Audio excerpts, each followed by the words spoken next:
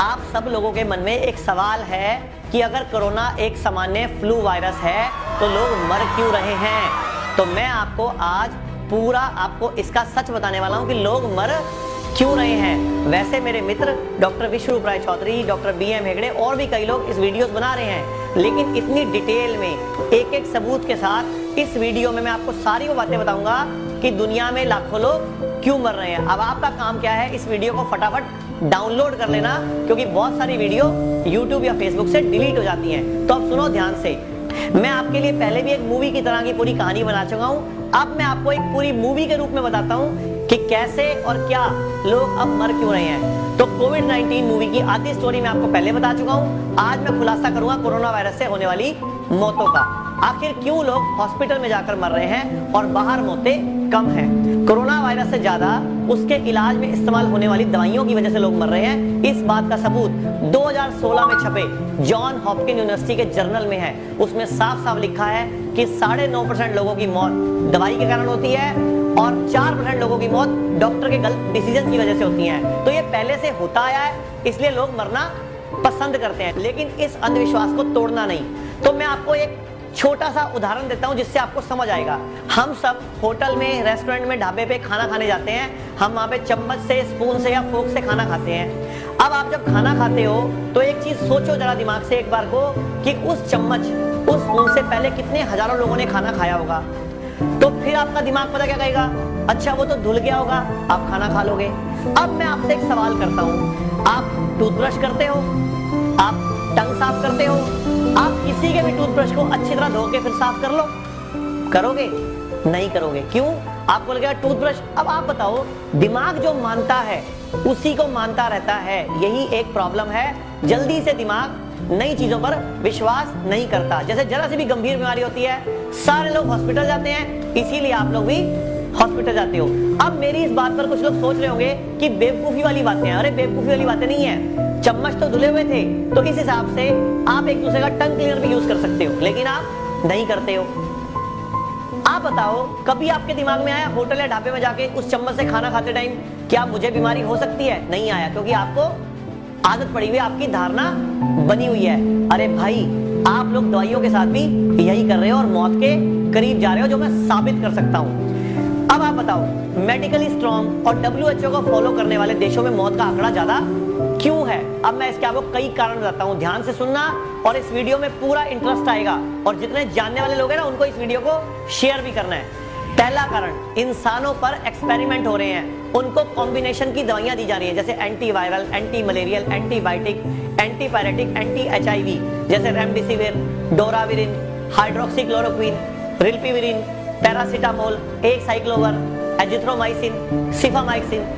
अब कोई भी व्यक्ति इन दवाइयों के होने वाले नुकसान के बारे में नहीं बता रहा। कोई नहीं बताता कि इन दवाइयों से हार्ट फेल हो सकता है, डिप्रेशन हो सकता है, सांस लेने में दिक्कत हो सकती है, निमोनिया के लक्षण आ सकते हैं, किडनी फेल हो सकती है, लीवर फेल हो सकता है, मिर्गी, पेशाब में खून आना, खून की कमी जैसे साइड इफेक्ट्स तो इन दवाइयों के कॉमन है। नेट पे जाके इन दवाइयों के नाम लिखो, चेक कर लो, तो आपको एक सवाल का जवाब मिलेगा कि मौतें एक साथ इतनी क्यों हो रही है। जब भी हम इन दवाइयों को एक साथ यूज करते हैं तो डेडली कॉम्बिनेशन बन जाता है।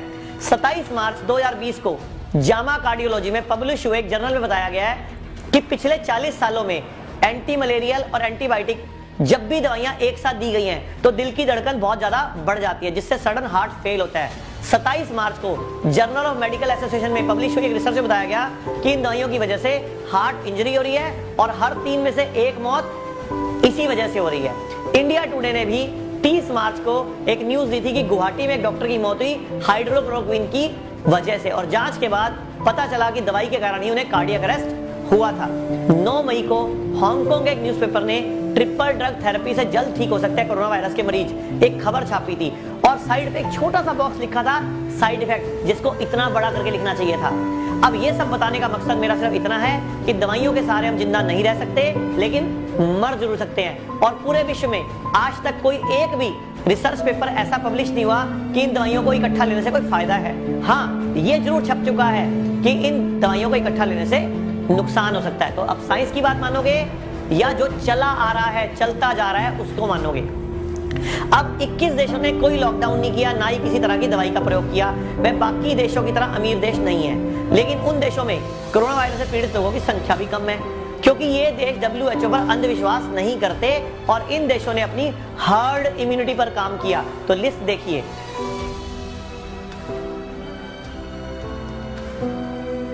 WHO पर हत्या भरोसा हर चीज मानी जा रही है, लेकिन ये वही WHO है जिसने प्रेडिक्ट किया था कि कोरोना से भारत में मार्च तक 60 लाख लोग लगभग मर सकते हैं अगर लॉकडाउन नहीं किया, और अगर लॉकडाउन किया तो भी लगभग 30 लाख लोगों की मृत्यु निश्चित है।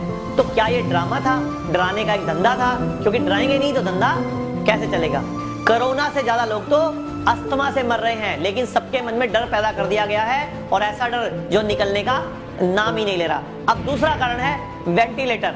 वेंटिलेटर लगाने से रेस्पिरेटरी पाथवे में रुकावट आती है, जिसके कारण ज्यादा बलगम बनता है। वेंटिलेटर पर रहने के कारण निमोनिया का खतरा बढ़ता है, जो कि कोविड-19 का बड़ा कारण है। वेंटिलेटर पर डालने के कारण लंग्स की मसल्स कमजोर होती हैं, जिसके कारण फेफड़ों में पानी भरने लगता है। लंग्स में कार्बन डाइऑक्साइड की मात्रा बढ़ती है, और लंग्स में रेजिड्यूअल स्पेस में जहरीली गैसों की मात्रा ज्यादा होने से बॉडी में एसिडोसिस होने लगता है, और यह भी मौत का एक बहुत बड़ा कारण है। तीसरा कारण जो सामने आया है वो है डर और तनाव। कोरोना वायरस पूरा व्यापार ही डर और तनाव का है। ये बढ़ने के कारण ही कार्टिसोल नाम के हार्मोन की मात्रा शरीर में बढ़ रही है, जिसकी वजह से इम्यूनिटी धीरे धीरे कम हो रही है और हम इन्फेक्शन के चपेट में आ रहे हैं और मौतें ज्यादा हो रही हैं। चौथा कारण, कोरोना के साथ और बीमारियों का होना भी एक बहुत बड़ा मुख्य वजह है मौतों की। National health institute of Italy ने 20 मार्च 2020 को कहा था कि इटली में जितने भी लोगों की कोरोना वायरस से मौत हुई, उसमें 48% लोगों को कोरोना के अलावा 3 बीमारियां और थी, और 26% लोगों को कोरोना के अलावा 2 बीमारियां और थी, और 23% लोगों को कोरोना के अलावा 1 बीमारी और थी। तो अब आप बात करो तो सिर्फ 3% लोग बचे जो कोरोना से मरे। और ऐसे ही 26 मार्च को new England journal of medicine ने और 27 मार्च को द लैंसेट की रिपोर्ट के अनुसार कोरोना वायरस से डेथ का रेट सिर्फ 0.1% है। WHO और हमारी सरकार अब ये कह रही है कि कोरोना जाने वाला नहीं है। तो ये बात तो मैं कब से कह रहा था कि आप नेचर की मानो या साइंस की, वायरस खत्म नहीं होता, बल्कि समय समय पर अपना आकार बदलता रहता है। WHO कह रहा है कि आपको कोरोना के साथ जीना सीखना पड़ेगा, लेकिन दुनिया तो पहले ही कोरोना के साथ जी रही है। कोरोना वायरस कोई पहली बार नहीं आया, इससे पहले इसी प्रजाति का पहला कोरोना यूएस में 1965 में आया था, दूसरा नीदरलैंड में 2004 में आया था, तीसरा हांगकांग में 2005 में आया था, और चौथा चाइना में 2019 में आया था। अब इन सब वायरस का मोर्टेलिटी रेट, सिम्टम, टेम्परेचर कितना तक बढ़ता है, लंग्स कितने डैमेज होते हैं, आज कोविड-19 में भी सब कुछ उसी तरीके से है। तो यह सब कुछ नहीं, सिर्फ एक पिक्चर है, और आप इस पिक्चर के एक उपभोक्ता हो, यानी कि आप एक बिजनेस मॉडल हो, और आपसे कल को वैक्सीन के नाम पे या दवाइयों के नाम पे बड़ी बड़ी कंपनियों को पैसा चाहिए, और ये डर का